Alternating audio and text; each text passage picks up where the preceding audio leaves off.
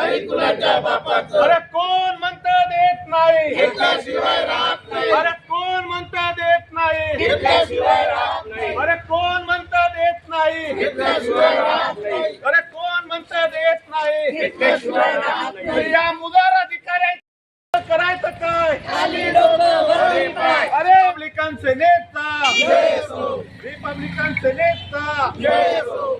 Doctor Babasaheb आंबेडकरांचा जय असो. आणि आमच्या हक्काचं नाही कुणाच्या बापाचं. अरे पाणी आमच्या हक्काचं नाही कुणाच्या बापाचं.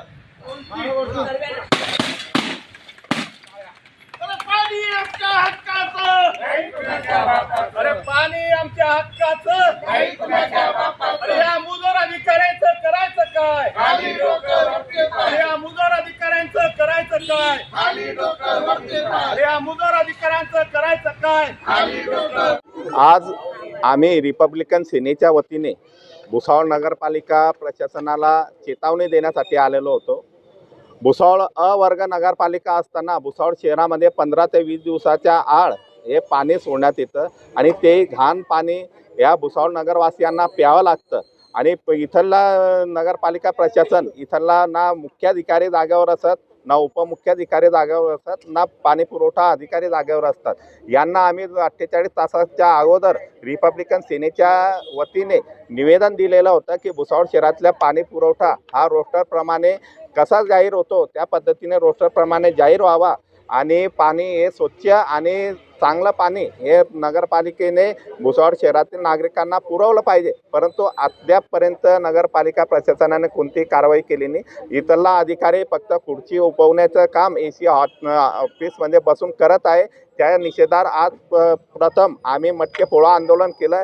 यानंतर जर नगरपालिका प्रशासनाने योग्य ते कारवाई केली नाही तर येणाऱ्या दिवसामध्ये रिपब्लिकन सेना त्यांना त्या तोंडाला काळं फासल्याशिवाय शांत बसणार नाही.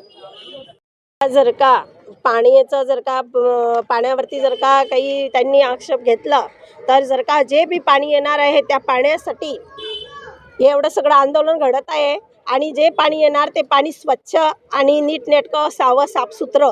कारण घाणेरडं इतकं घाणेरडं असतं, हिरव्या कलरचं असतं, पिवळ्या कलरचं असतं, शेवाळंसुद्धा येतं पाण्यामध्ये आणि लाल कलरचे जंतूसुद्धा येतात पाण्यात.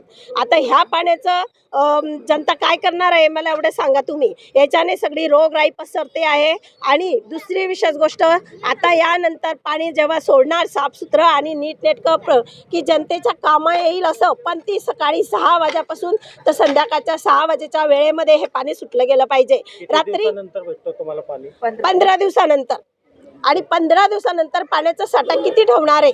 घरामध्ये लहान मुलं असतात, किती पाणी वापरलं जाणार आहे आणि किती साठवून ठेवणार आहे? 15 दिवस ते पाणी व्यवस्थित स्वच्छ, घाणेरडं येतं ते आणखी जास्त घाणेरडं होतं.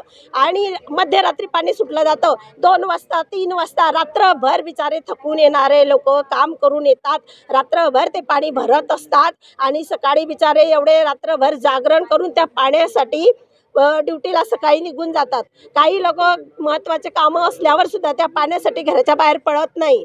मला प्रशासनाला आम्ही आता त्यांना जागृत केलेलं आहे.